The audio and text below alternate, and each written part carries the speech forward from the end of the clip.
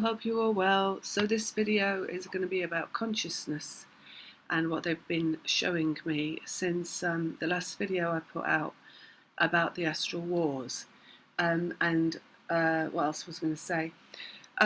Just to let you know that I'm changing the name of the channel, so I'm going to call it Twin Flame Consciousness, and I've put that up there along with Illumined Souls at the moment.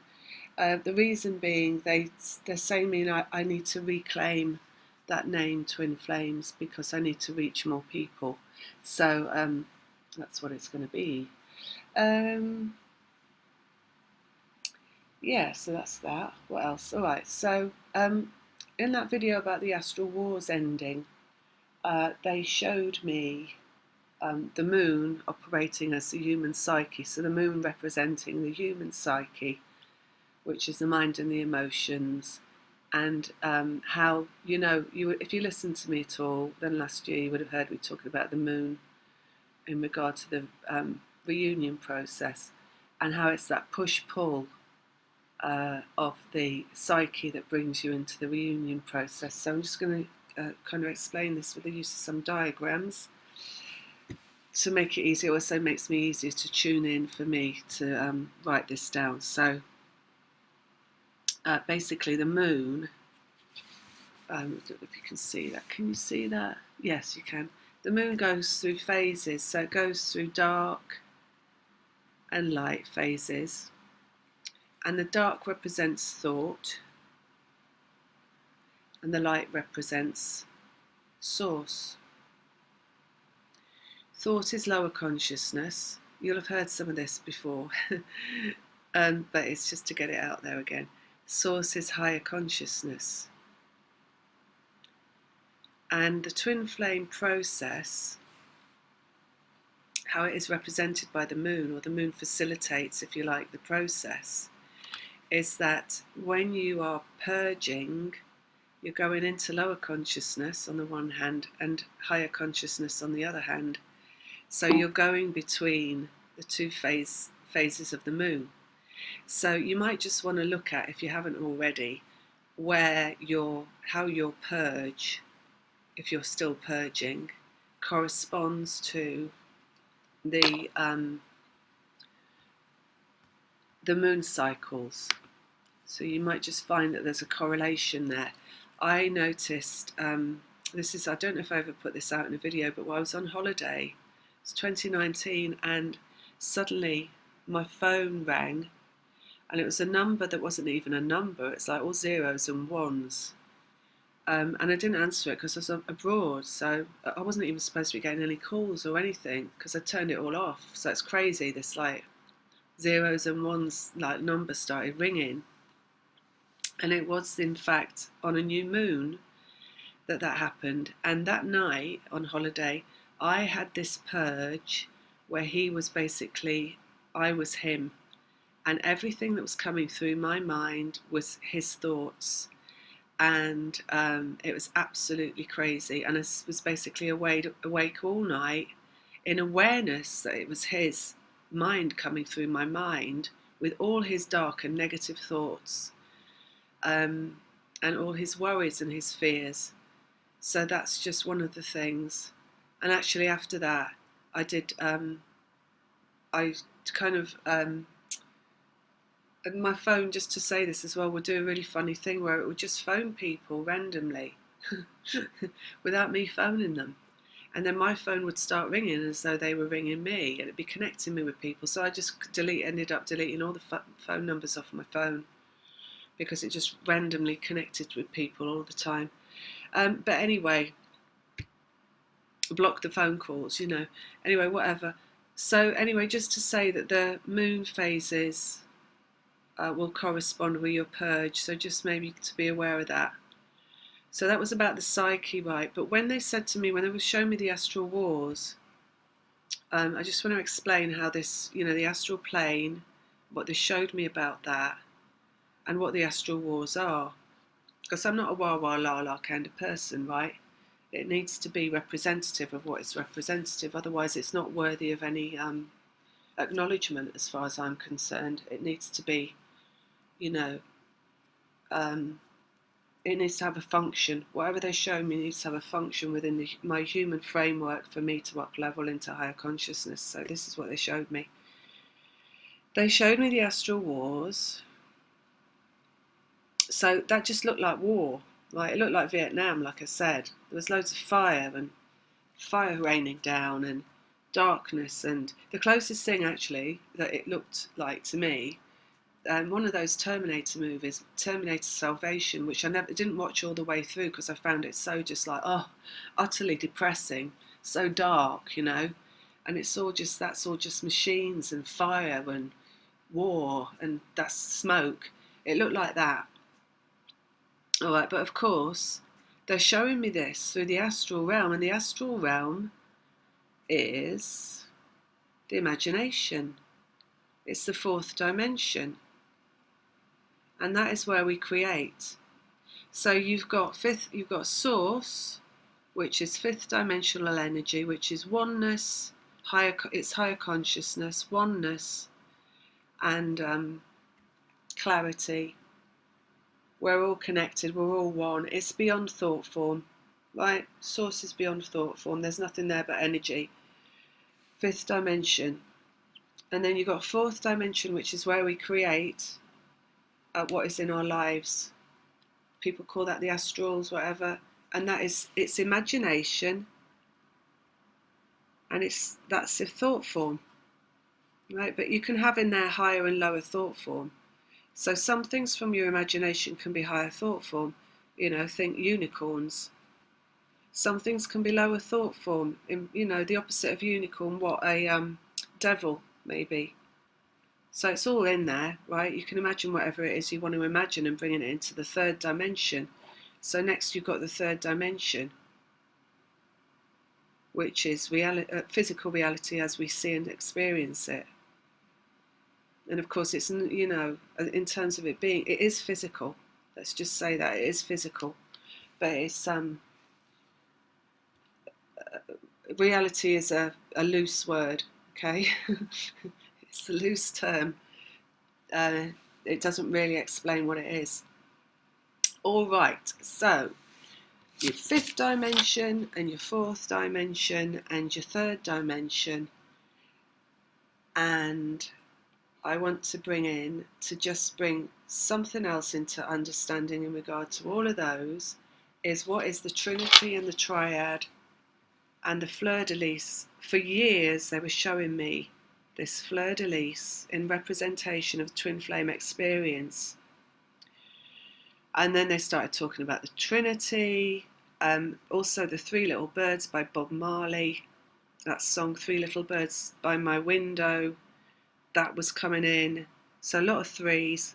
Also Thompson Twins, which is three people, and a song by them called Hold Me, or something like that, which is all about love.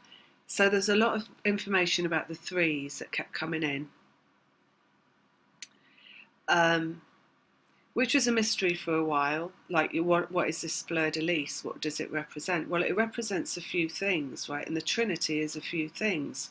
So one of the things the Trinity is higher consciousness, source, thought form, fourth dimension. Hang on, let's start again. Higher consciousness, source, fifth dimensional energy. And fourth dimensional energy, which is the astrals, which is imagination and thought. And the third dimension, which is the physical so-called reality and our physical experience. So that is corresponding to the Trinity or the Triad or the fleur-de-lis, etc. So that's one representation of it. Okay, so that's that. Just wanted to say that. There's a lot of food for thought here, I hope. And then when they showed me these astral wars, and they said about the psyche, you see, what they'll do with me is they'll show me something, and they'll say, particularly when they said psyche, because this is one of the words that if I was in ego, I'd be like, oh, I know what that is, because I've heard the word. But when I woke up and I was like, well, I think, it makes up the whole human, but I don't really know. what it means if I was to, really have to give a full explanation. So then I went online and I looked up the psyche, and the first thing that appeared was Freud's explanation of it. And I don't know, correct me if I'm wrong, but I think maybe he even invented it. So it was the only thing that I looked at. I didn't look at anything else. And in the psyche, Freud breaks the human experience inside the mind, inside the human being, and down into three. Again, three. He breaks it down into what he terms the unconscious mind, which is the inner child. He says that, right? And then the conscious mind, which is the ego, the adult self. So that's thought, basically. Adult self, thought, rationalization, logic, etc. Inner child is like imagination, creativity, pleasure seeking. And also he breaks it down here into the third part being the Supra Conscious, he calls it, which is a voice of authority. So starting with the parent, and then, from there we're leading into school, church, government. You could even have in there peers, because some people are really concerned with their peer group and the thoughts of others in that peer group, right? When you want to conform. So basically the super consciousness is guiding everyone to conform to certain agreed thought. And this is what collective consciousness, he doesn't say this, but this is what collective consciousness is agreed thought. So it's like, and how we conform through agreed thought. And you also, so that's what I found out the psyche is by Freud, right? Those three things. And then understanding myself, the superconsciousness, you could call that the collective consciousness, the agreed thought by which we create our collective physical experience. But of course, we also have, coming from the collective consciousness, because it's conscious, therefore it's thought, we have the collective unconscious, which is belief. So just as in the unconscious with the inner child, you have the imagination, and that can be anything that the child believes in. Children believe in Father Christmas, etc. And an adult will say that Father Christmas is not real. So the collective unconscious can have beliefs that aren't real, right? The collective consciousness is the adult voice, but it's also the voice of authority.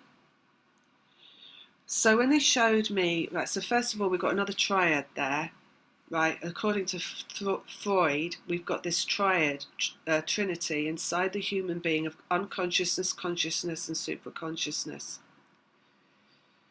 So when they showed me, my guides, the war taking place in the astrals, which is in thought form, fourth dimension, imagination and thought form. This is the war that's taking place. It's a war of thought form, right? So like I saw it in my imagination as something, but it's also because of thought form, because you can't imagine if you don't think. All right, so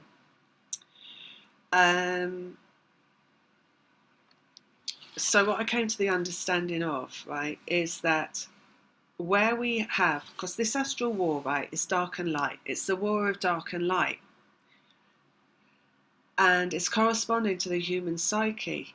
But as you see here, the human psyche, the moon's representation of the human psyche is dark energy and light energy. It's lower consciousness, which is thought, and it's higher consciousness, which is source. So this battle that's taking place in the astral realm, in the fourth dimension, is taking place between thought form, collective consciousness that comes from the human experience, where we create beliefs that keep us adhering to these thought forms, The thought form, the collective consciousness, is the dark energy. And higher consciousness, which is source, is the battle, what it's battling. So we've basically got collective consciousness battling source energy. So what I found really interesting is that I've got 3 voices inside of me, and again, we've got another 3 going on. This is a trinity. And the 3 voices I have are the inner child. That's my vulnerable self and the part of me that my ego protects. So I've got my adult self. So, you know, for example, just put it this way. There was once last year, I think it was, I put up a video and I put it about unicorn rabbit. So it just makes me laugh.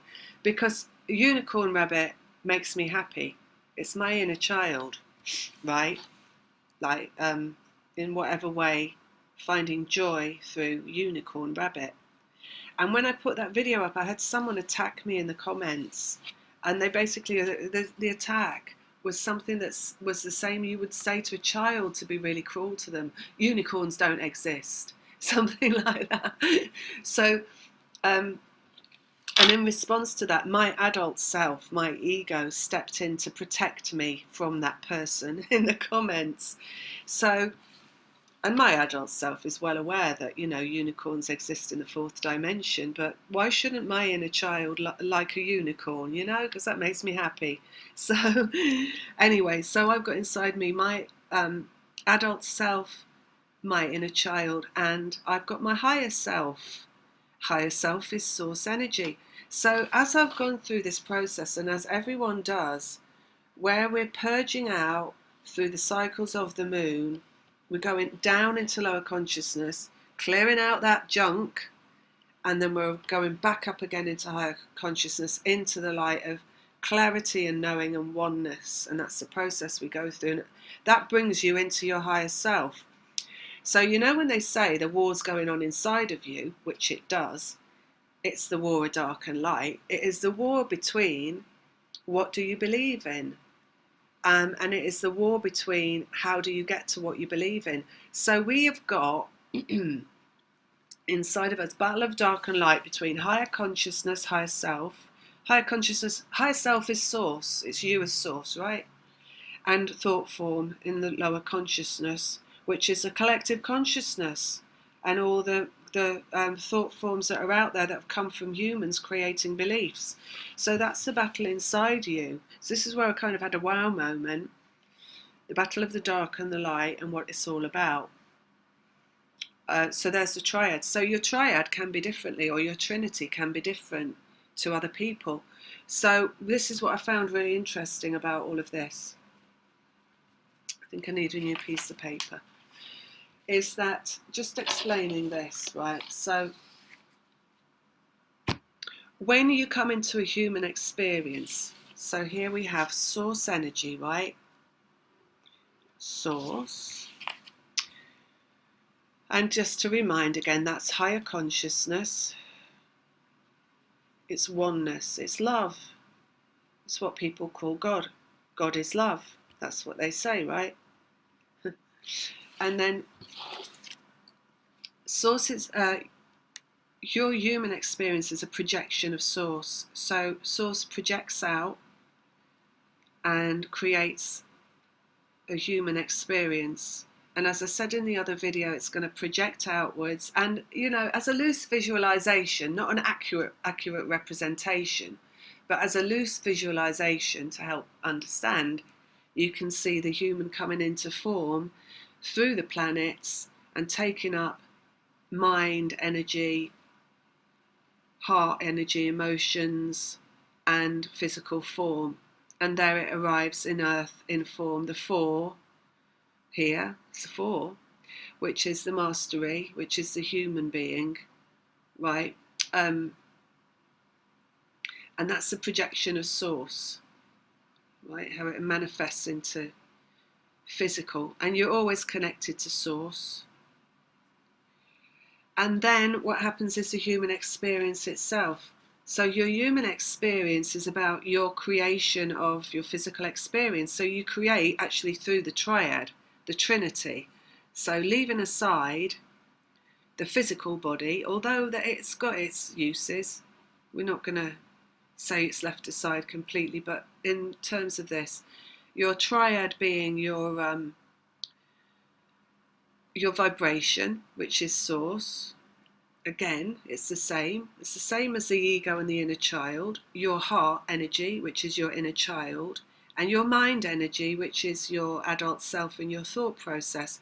And through that, what happens is, because it's either happening without you knowing, or it's happening where you're having some form of understanding and manipulation of your own vibration, is whatever feeling you're having is going to manifest what the thought that you're having in accordance with the thought that you're having. So you could be feeling really shit and really down and really low and having some thoughts about something very scary. And as your thought form projects out, back up into source, for example,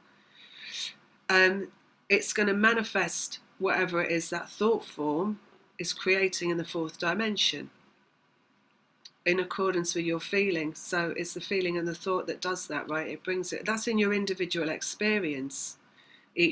So you're either manifesting slugs and snails and puppy dogs' tails, or sugar and spice and all things nice, in accordance whether you're manifesting from your divine feminine, higher energy of higher consciousness and feeling good, or your lower energy of ego consciousness and feeling bad, your masculine or feminine.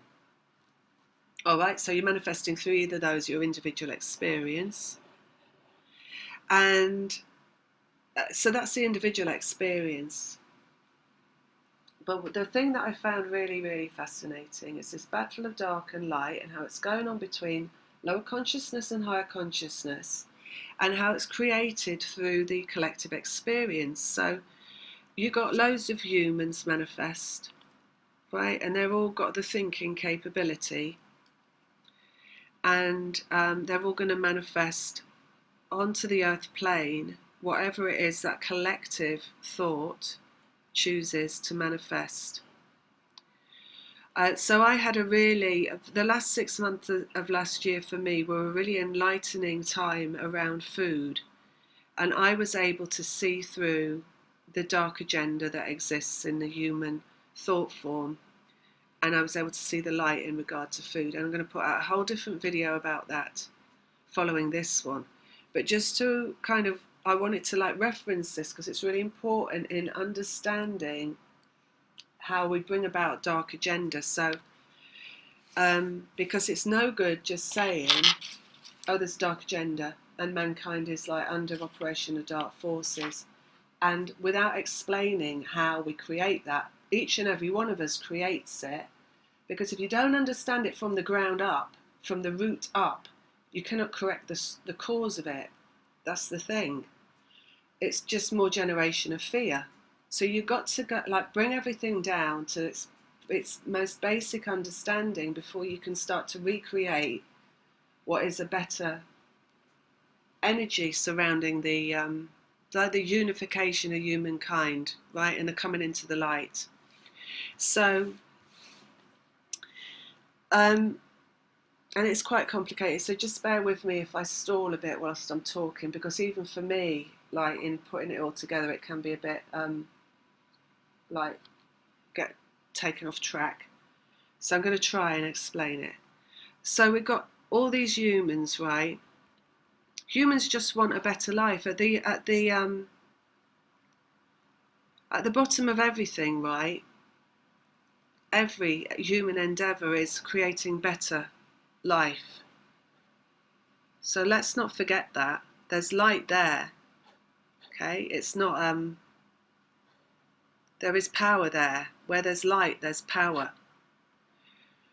So I'm just going to use the example of food as a kind of easy one to understand. So for example, if we go back to the 1940s or something like that, when we had the Second World War that most of the world went through, and there was food shortages. Certainly in Europe there was food shortages. And at the same time we were having, and America was actually doing all right, I think, despite the fact they joined the war, because they were so far away and they had a lot of resources of their own. And there was a lot of great things going on in America in terms of creation, and minds creating really great stuff for the world. And one of these things that came about after the Second World War, and this is just an example, and again, I'm not doing this like, I'm not a historian or anything like that. I'm just trying to lightly show you an example. So I don't want to be pinned down to facts in any way, because that's not what this is about. It's about how the energy works. So, at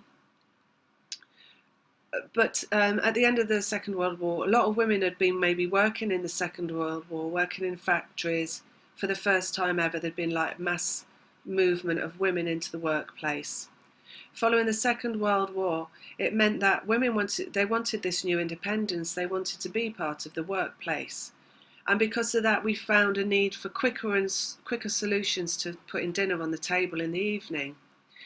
So minds got together and they started to create what's known as fast food and easy meals and TV dinners and all this sort of stuff.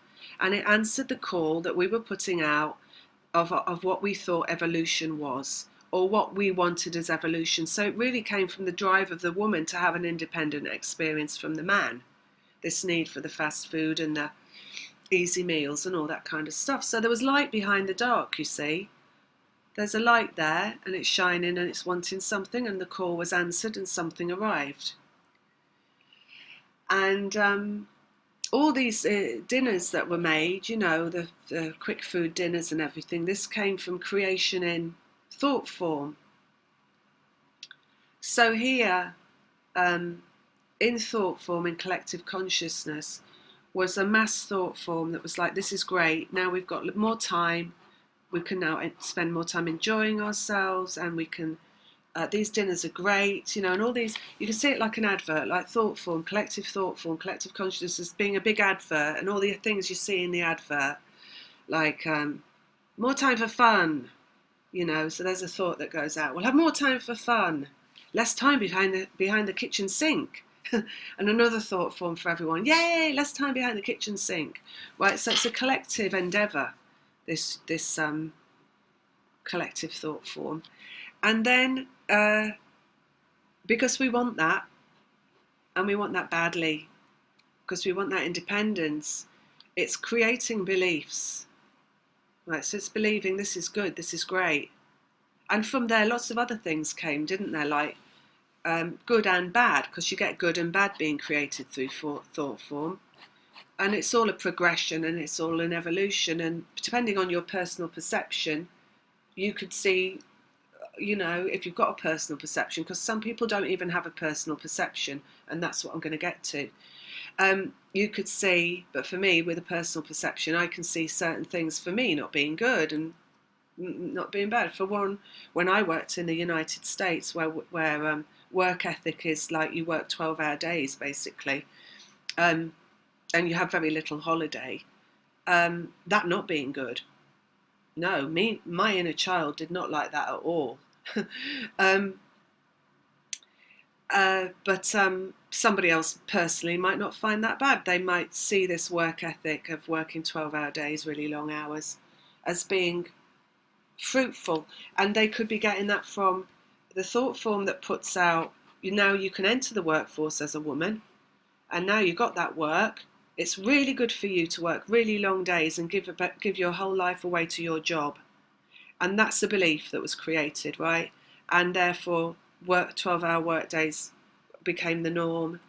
And I worked in fashion, by the way, so it is actually the norm. If not a 24-hour day, actually, was kind of, is by some seen as an accomplishment.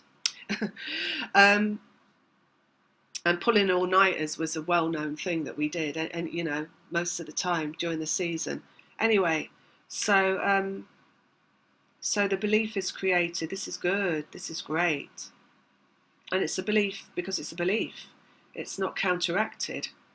It's unconscious. Beliefs are unconscious, so they're less likely to be challenged than thought form. So just to say that as well, right?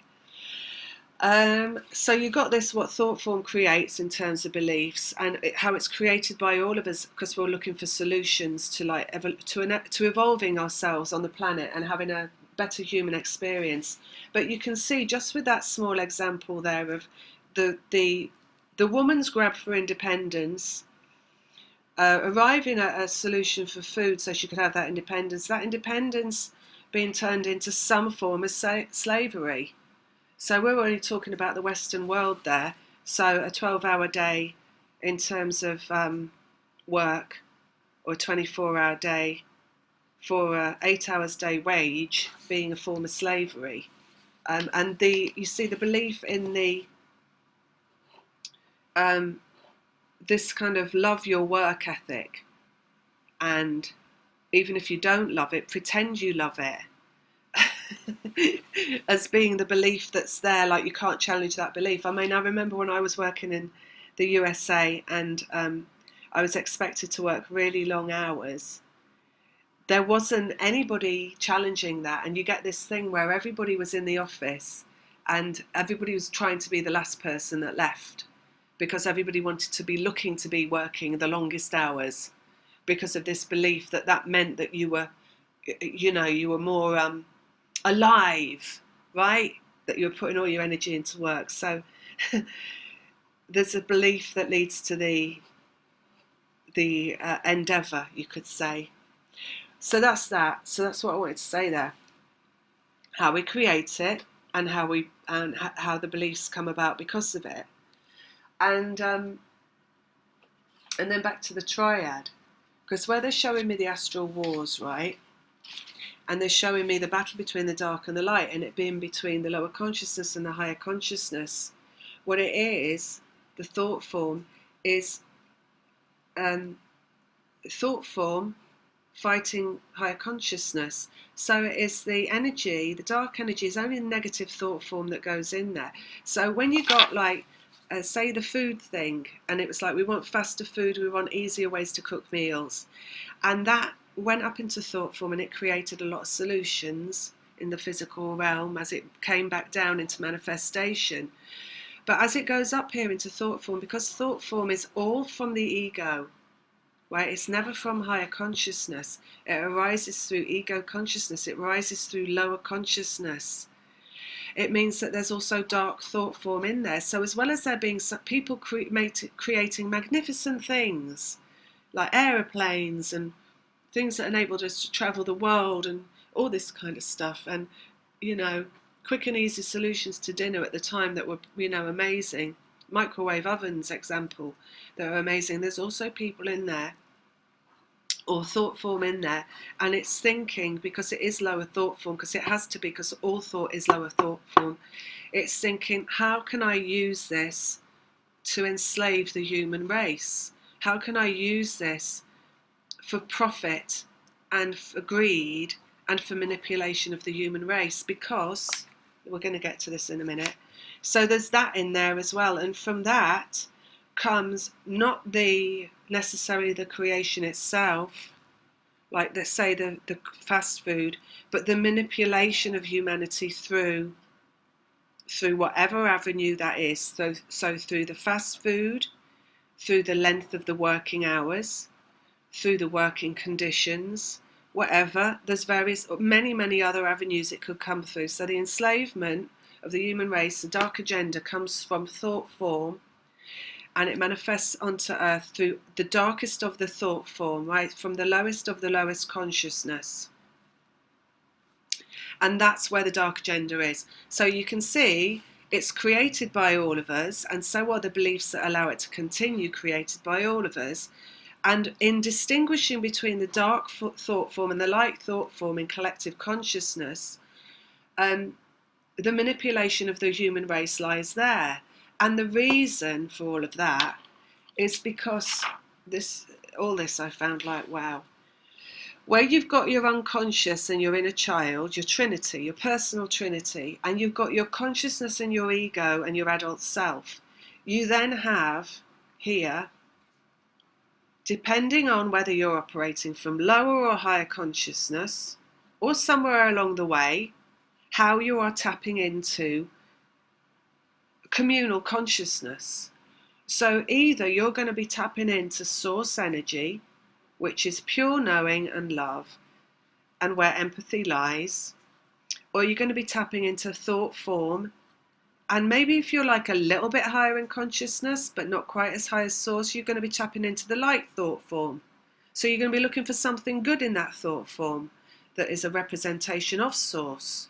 But remember, it's not source. Only source is source. So source is beyond thought.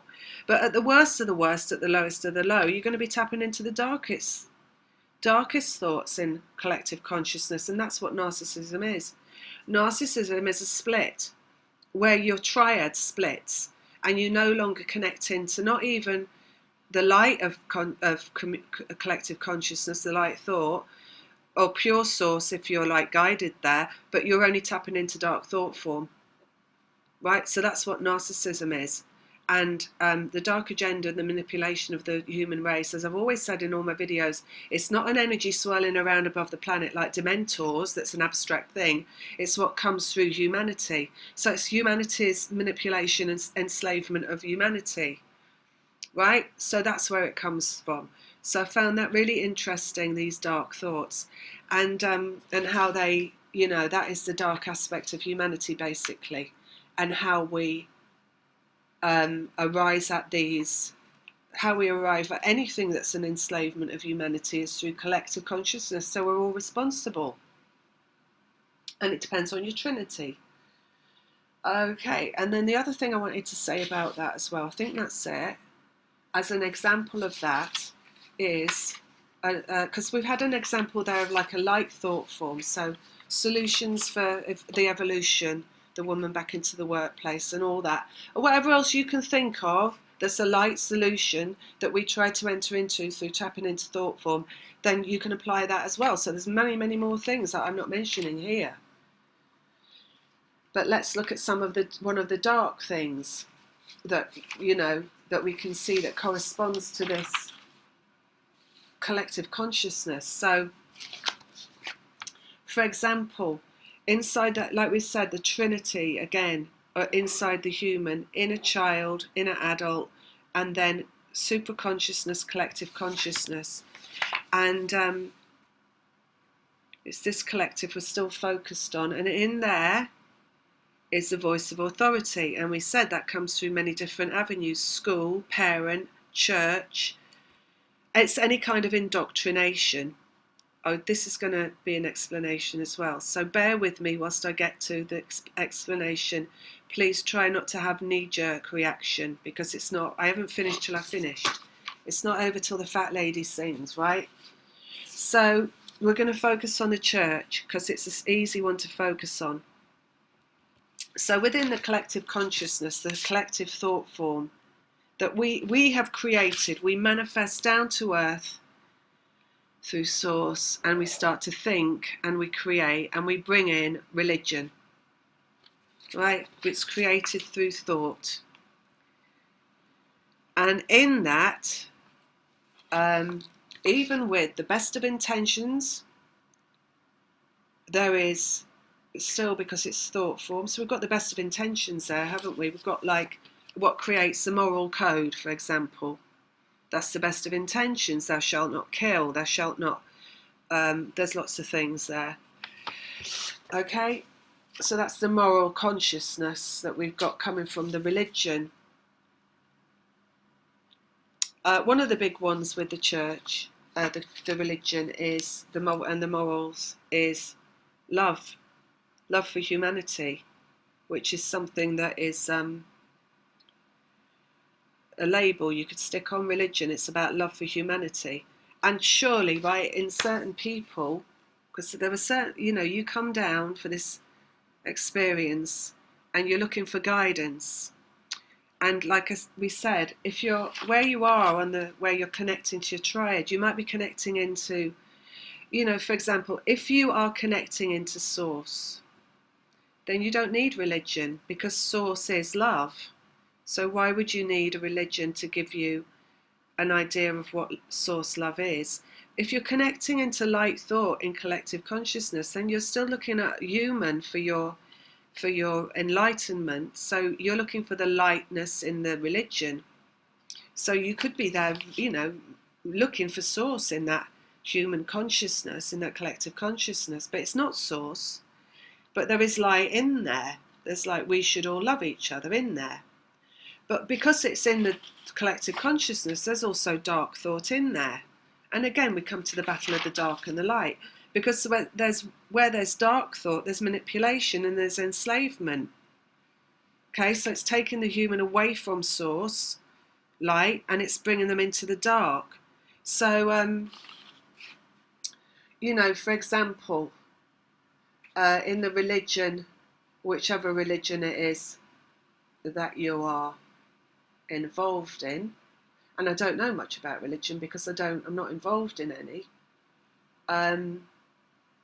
but there is a certain element of conformity. There is not let's just do this because this is really interesting as well. Right.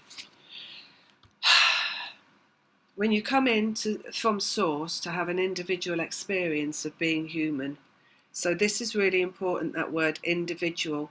You come in for an experience of separation, being separated from source. In source, we are all one, right? So look at it this way. Things like, and I said this before, the word soul, this is why I'm changing the name of my channel. The word soul, anything like Akashic Records, these things are separation consciousness. So when you are coming in for your individual experience of being human, and you're separating from source energy, to imagine that, to be here for an imaginary experience of being separated from source energy, and then you've got these words that help you hook back into source energy, things like soul, Akashic Records, anything but really the word energy, because energy is all there is beyond being human. It's like electricity, and it's love. It's a feeling good, feeling good, feeling good, feeling great. So anything else is coming forth dimensionally in hooking you in there, right? Anything at all, anything from any religion, anything from any spirituality, it's all a hook to try and get into what is source. But source doesn't need words for source to be. Source is a feeling. Source is a feeling of feeling good. Source is love. Love for yourself is feeling good, right? So true source, that's all it is. When you come down for your separated experience, and you are then putting out all these thought forms to try and connect back in your individual experience, there's many, many ways that you could try and do that along the levels of lower and higher consciousness, right, where there isn't source. So again, you could be in thought form, looking for what other people have said around what is source, and that's where you'll find things like soul and Akashic Records and monads and all that kind of old-time spirituality. They're sort of a bit vaudevillian now, like like the spiritual church, spiritualistic church, and all that kind of stuff. But anyway, you can find in something there that's trying to help you hook back into source. But like they said, source is just feeling good. It's just love. Starts with love for the self, starts with feeling good. So there's not much there, you see, apart from that. That's it. So people are looking for a lot more. They're like, how do I get there? What is source? How do I find this? And that's what religion is. It's how do I find this? How do I find what is good? How do I find this love? So let me abide by a certain religion and their moral code, and I'll find that love that I'm looking for, but the love is only source, right? So that's one thing. And also you're coming in for an individual experience. So it's the experience of being separate, not just from source, but from everybody else around you, because in source, all are one. We're all one. But only in human form, we're all separate. So it is that separate experience that you're coming in for. right? So when you've got these religions that are perpetrating a conformity in source, which are things like you've all got in a religion, you've all got to think the same, you've all got to worship the same, you've all got to believe in the same. It's that conformity that is in fact their manipulation of oneness, right? Because oneness is we're all one. And it's them taking away the oneness of source, which is just love and love for the individual, and it's them making it into oneness being conformity and taking people away from their individual experience. So in fact they're taking you into separation consciousness through the religion. Does that make sense? It's like the moral code, for example, and the conformity. So I'll just talk about one thing, but there are many. And also, this is in degrees because there's light and dark in everything that's thought form. So there's light and dark in religion, and there's light and dark in moral consciousness. So I'm not saying it's all bad. I'm not trying to have a go at the church. But for example, there are some churches, some forms of Christianity, that believe it's wrong to be homosexual, that you are in defiance of God, and that you are a sinner, and that you should be punished, both in your waking life as your human life, and both beyond life in death you should be punished. So this is where the idea of the sinner comes in, and you're going to go to hell for being a homosexual. For example, another one we could say is if you have an abortion. There are some churches that believe you will go to hell if you have an abortion. You are a sinner. You are a wrong person. It's an idea of, it's their idea. They are being God. They are already judging you for your sins because that is what they believe God does. It's a belief, but they've created an unconscious belief through their conscious thought of what source is, but none of it is source, because source is only love, and source sends you here for an individual experience. So source sends you here to be homosexual. Source sends you here to have an abortion if you have an abortion and experience that.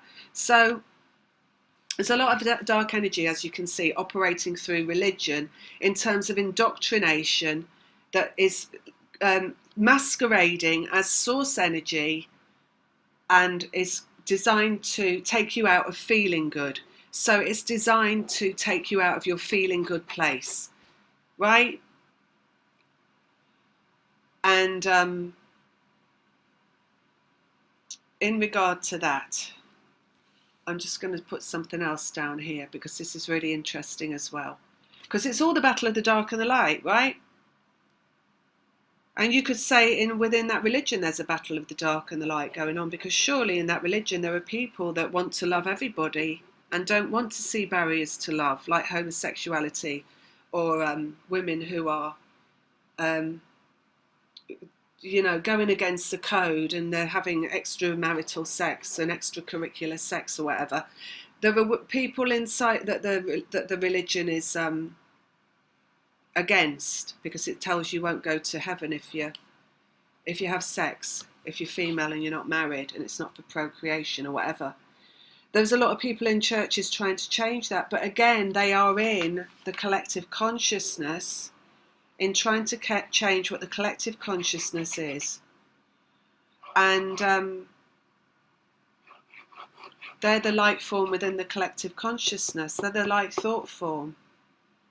Okay, so just this is another thing, right? It's like when you are these codes that the churches have, the religions have. One thing that I really notice about this is the word compassion. I've got my personal opinions. I'm trying to keep a lid on them right now. No more knee-jerkers, right? So this is they've got this word compassion that they like to bandy about, but compassion, when it's applied through religion, it's a double-edged sword, and it's also it's a bit like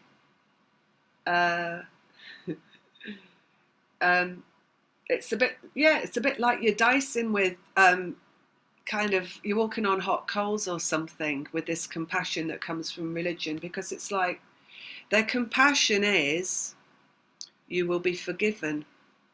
All right, so it's implying you've done something wrong in the first place if you've got to be forgiven, right? So it's already taking you out of your forgiveness, compassion, forgiveness, forgiven by God, right? They say forgiven by God for your sins. So God is all love and will forgive you for your sins. And that's the version of compassion they give you. But they say, for example, you're going to get to this forgiveness, God's forgiveness, by adhering to the principles of the religion. They'll say it with a completely straight face as well. So it'd be like, if you just follow the book that we're guiding you with, you will reach a place where you are in the light. You follow the book, you'll be in the light, you'll be forgiven, you'll be absolved of all your sins, and you'll feel that compassion of God, that love of God. But when they're doing that, what they're really trying to do again is say to you, conform. Right? Do what we do, say what we say, be what we are, and you will be forgiven. And that's how the compassion plays out. The individual experience you come in for, straight from source, which is meant to be an individual experience. If you stay connected only to source, and you're guided only by what is love and unconditional love, that is the same as being guided by empathy.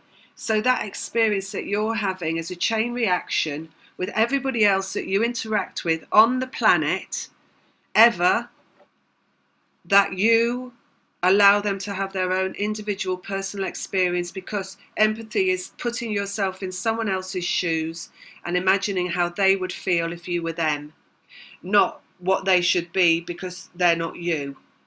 And compassion through religion is saying, if everybody else just is what I am, then they will all be one, and oneness will have been achieved, and the aim of being human, arriving at the connection to source, will be achieved.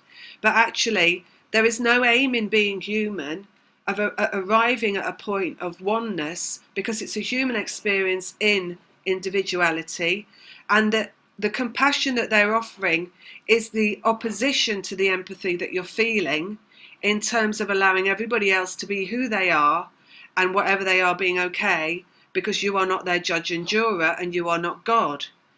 Because source is not God, not a judge. Source is no judgment. Source is freedom. Right? But in doing that, you see, it's the let go. It's all about the let go. This is the interesting thing, right?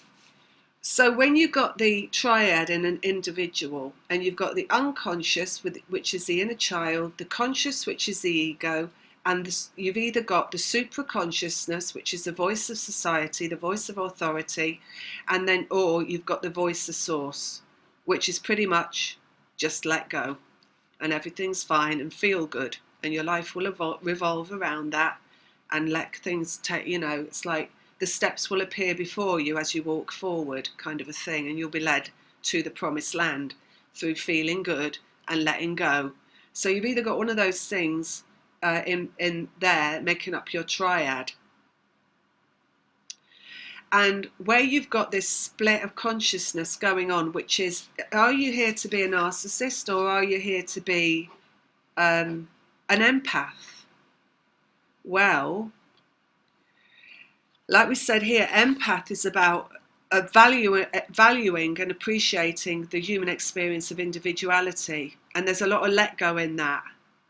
And if you're here for that experience, you can have that experience. One reason you can have that is because the empathy would stop you ever from doing anything to hurt another human being.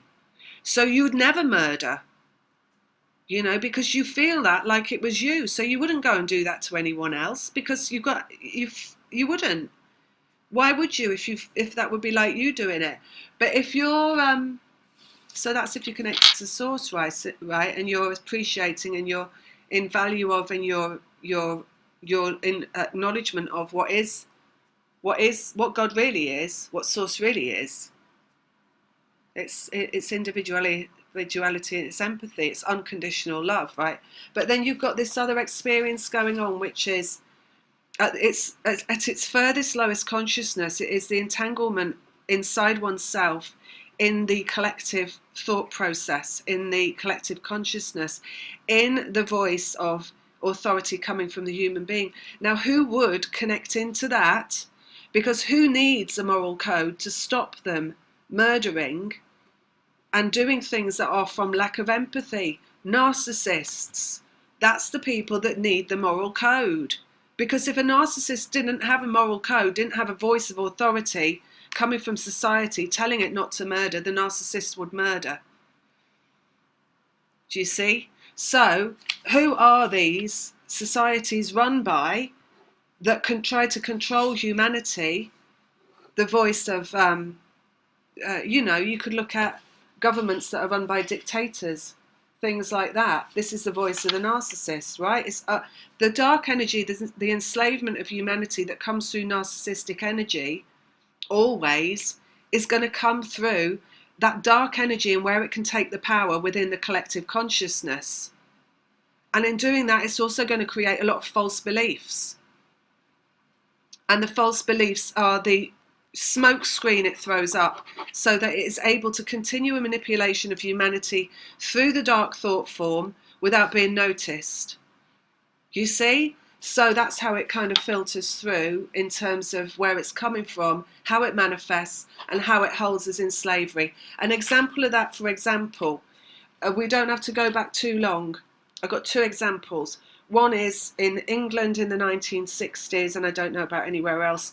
It was illegal to be homosexual, and it was actually, and so that's what thought form did. It created an agreed thought that it's illegal to be, that it should be illegal to be homosexual because it's an aberration, they said, of humanity. But of course we come here for an individual experience, so it's not an aberration. It is just because source always just is. It's only is. It's never should be, shouldn't be, could be, whatever, right? So there's that one that came in through thought form, and then that, because of the thought form, led to a collective belief that it's actually all right to give homosexuals electric shock therapy and lobotomies, cut out part of their brains to try to take away the homosexuality. And that belief, that unconscious belief in the collective unconscious, allowed this this aberration of what is source actually to continue until the light of lighter consciousness, as the rise in consciousness comes about through the rise into the dawning of the age of Aquarius, etc., changed enough thought, enough light thought in collective consciousness, changed the collective belief into a lighter belief, into a more loving and unconditional loving empathic belief. The other one is the actual human slavery, the very apparent slavery of people on the planet, which at one time, it was thought to be all good and right, that people could own people, and the unconscious beliefs that came from that. But that's another one, So throughout time, we've corrected. The rise into the light is a correction of what goes on in the collective consciousness and the arrival of the light. And in tuning into source energy, and this triad here is all about actually not thinking and coming into direct connection of source. So things like they talk about no mind and resting and closing off your mind and all that kind of stuff, which just takes you straight into pure source energy and where you're not in the mind at all, is how you connect to source. Meditation, I guess they're saying, is the best way for that. You know, individual meditation, rather than connecting into any form of human thought form that will have its own dark and light lying within it. True source is not thought form of any sort. So it doesn't come through other humans. It doesn't come through churches or governments or schools or anything like that. All that comes through there is thought form, and it might be light or dark. But if you entrust yourself to that, you're always going to be dicing with death. You're always going to be walking on hot coals. It's always a double-edged sword. Are you going to come into contact with the light, or are you going to come into contact with the dark? Who is going to be trying to lead you through the mind into the dark? Who is going to be trying to lead you through the mind into the light? But if you let go and you trust in source, and that source will lead you, and go with the flow, and don't judge, and allow yourself to just love everything like it was equal, and oneness is the love, is the compassion, then you're going to be only in source, and your life will flow. And the source is the feeling good. And feeling good is just feeling good. And the feeling good will assist your manifestations that come from your thoughts. So, got all that going on as well.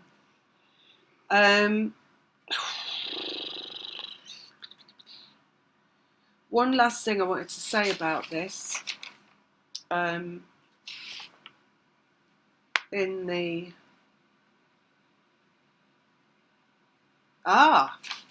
one last thing that I'm going to say, and again, don't get knee-jerk reaction on it, because that's your thought form, and that's your unconscious beliefs.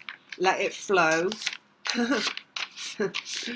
My information comes from source, right? I don't connect into thought form, I only observe it.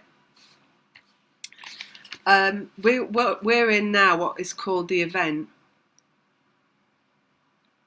And the event is COVID. So,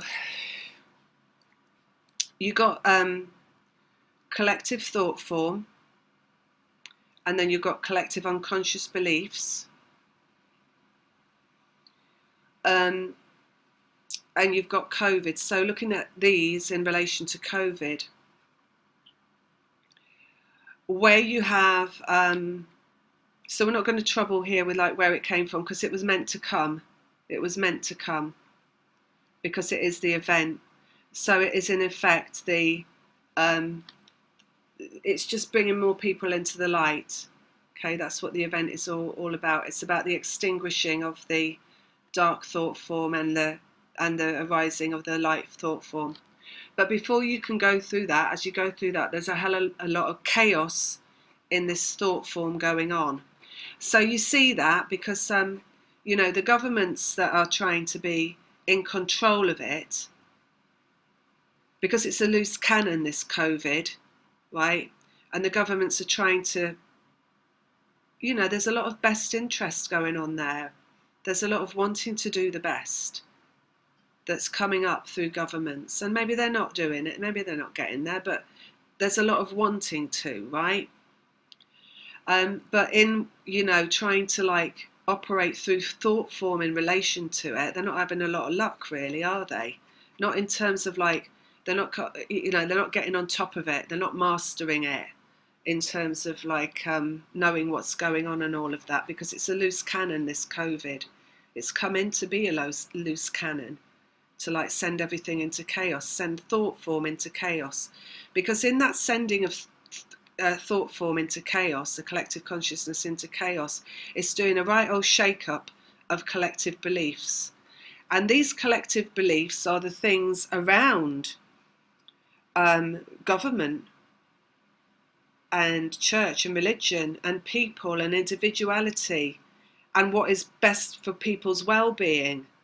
So a lot of the belief will change, and also in bringing people who are operate, because there's a lot of people on the planet that have got the triad of the inner child, the ego, and the collective consciousness. That is the rise, that's the lower consciousness. The rise into the light is people connecting directly into source, right? Not even into the light of collective consciousness. So all this confusion and chaos here in the collective consciousness, and then the changing of belief here. This changing of belief is people letting go, because it is such chaos and you can't find anything there, right, to make it easier or make it better. The governments can't lead because they don't know what's going on, so they can't make it better. So it's people tapping right back into source again. The lockdowns and people being on their own and going through deaths of loved ones and separation from loved ones, and people who have been in collective consciousness and experience only a lower version of how consciousness manifests, and being focused very materially on what is a material manifested world, capitalism, materialism, whatever, are being forced out of that aspect of consciousness into connecting directly into source. They talk about salvation. Well, that's what it is. Salvation is the tapping in directly into source, where you find love and oneness. And that's what we're finding through COVID, is in fact empathy, love and oneness through in the human experience.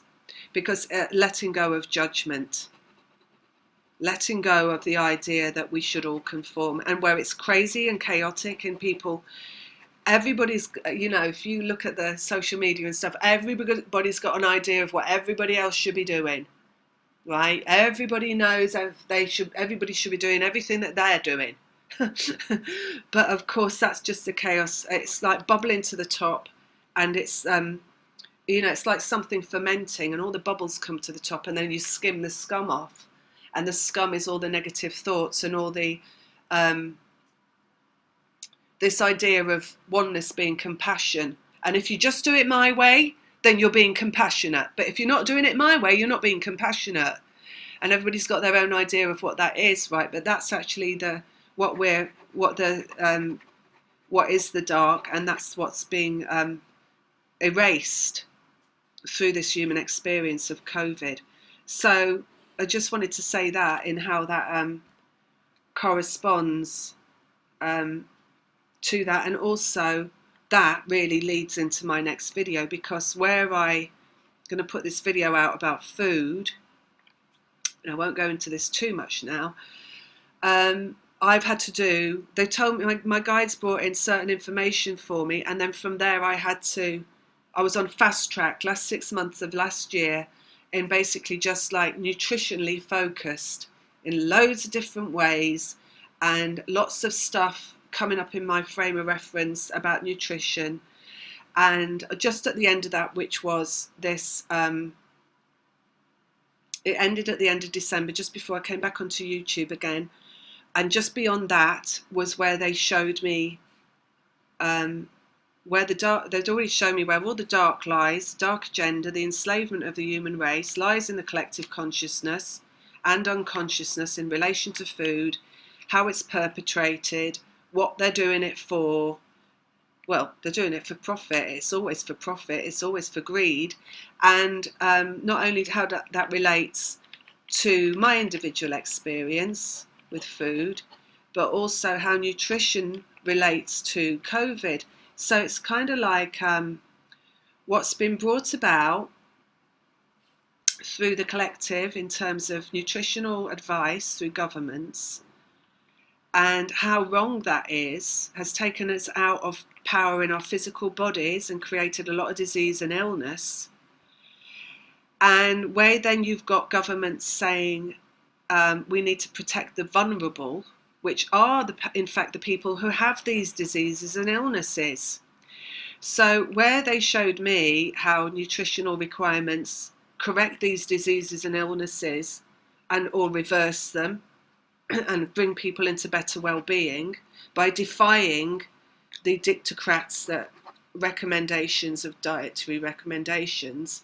Right at the end of it, they also obviously showed me, well, these people who are the vulnerable, that are the ones that are most affected by COVID, wouldn't be vulnerable if it wasn't the dark agenda that was coming through, the greed and manipulation, making them vulnerable in the first place. So that's where I'm going to leave this off. And then I'll come back with the one about the food and later. So that's what I wanted to say about that.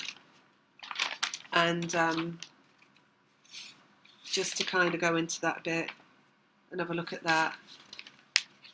And I know it's not very twin flamey, but then so that's the last thing, right? So twin flame process, your twin flame process, it's like this, right? When you go through this process and you're taken so far away from your human experience into source experience, so you become your highest self and your highest consciousness existing in your physical body, you become a true representation of source. And that is like a very energetic experience, you know. It's like being really, really removed from the physical realm, removed from having relationships, people around you, conversations, interactions.